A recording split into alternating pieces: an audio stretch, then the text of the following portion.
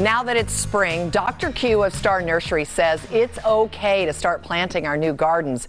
But how can we tell which plants in the yard from last year survived the long, cold winter? And what if we want to move some of those plants around? Well, Dr. Q has the important tips and tricks.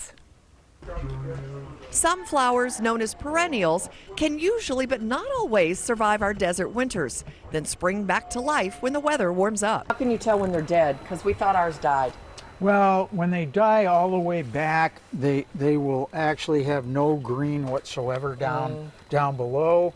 But as long as they have green at the lower parts of the stems, and you can actually scratch the stems and get green on them inside, they should sprout back out with new leaves. And Dr. Q at Star Nursery says the scratch test works for just about everything in your yard. Never assume a brown plant has kicked the bucket. All of these little bumps here are all latent buds that are going to leaf back out. I see. Okay. And so they'll come back out. So you got to do that test where you scratch it and see if it's or you can wait until all these buds pop out.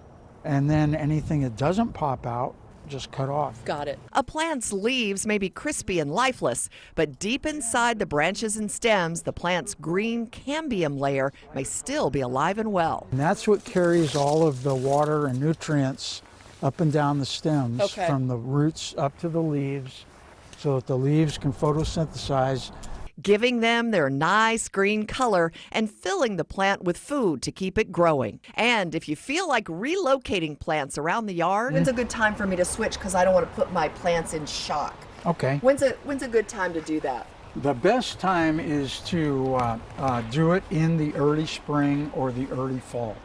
Oh. That's when the temperatures are more mild. Okay. And it's easier on the plants, so doesn't stress them as much. I see. And the fact that when you dig plants out of the ground, you're cutting off some of their root system. The milder days give the roots a chance to grow back and adapt to their new surroundings, so plants can produce their best bloom.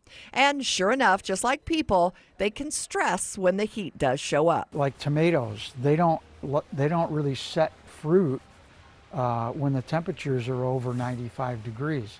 So if you can cover them with a shade cloth to protect them and reduce that temperature, once it starts getting warmer, you can elongate their fruiting period time.